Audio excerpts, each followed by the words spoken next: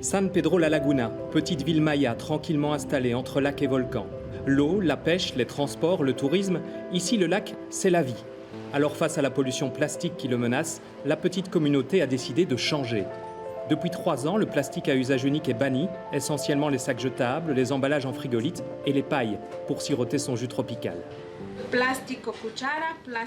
Des cuillères en plastique, des fourchettes en plastique, des verres en plastique, de la vaisselle en plastique, tout est en plastique. À la maison, on n'a pas besoin de ça, ni de paille pour boire du café ou de l'eau. Pour nous qui vivons au bord du lac, c'est très important de réduire l'usage de plastique pour ne pas polluer le lac. Pour comprendre comment cette petite communauté pauvre y est arrivée, il faut aller sur le marché. Les 14 000 habitants ont repris les habitudes de leurs ancêtres. Paniers tissés, feuilles de bananier, serviettes en tissu ou encore tenues traditionnelles. Tout s'emballe comme avant, écologiquement et localement.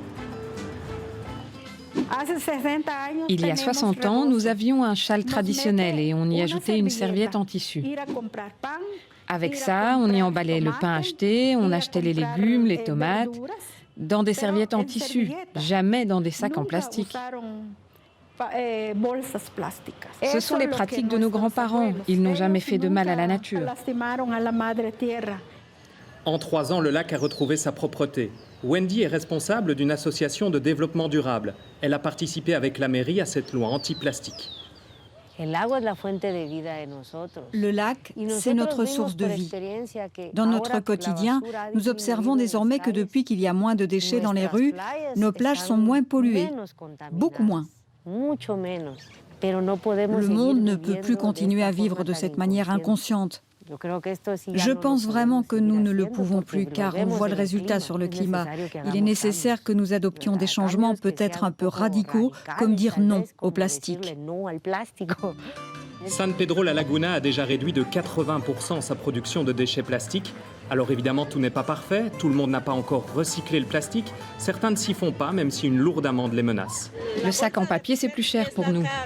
Les sacs en papier se cassent facilement, ils se cassent et alors les gens ne peuvent pas manger. Mais les plus grands freins sont venus d'en haut. Le Parlement et le lobby du plastique ont tenté de faire annuler la loi. Et puis les nombreux emballages de la mondialisation sont toujours présents dans les petits magasins. Actuellement, nous récoltons 30 tonnes de déchets. Des déchets qui autrefois finissaient dans le lac, mais qui aujourd'hui ne sont plus dans nos eaux. Ce n'est pas encore parfait, mais désormais, nous avons un processus de recyclage pour essayer de donner de la valeur à ces déchets. La ville a donc créé son propre centre de tri où même le plastique à usage unique est recyclé. Face aux 5 000 milliards de sacs en plastique consommés chaque année dans le monde, San Pedro La Laguna a décidé de faire sa part.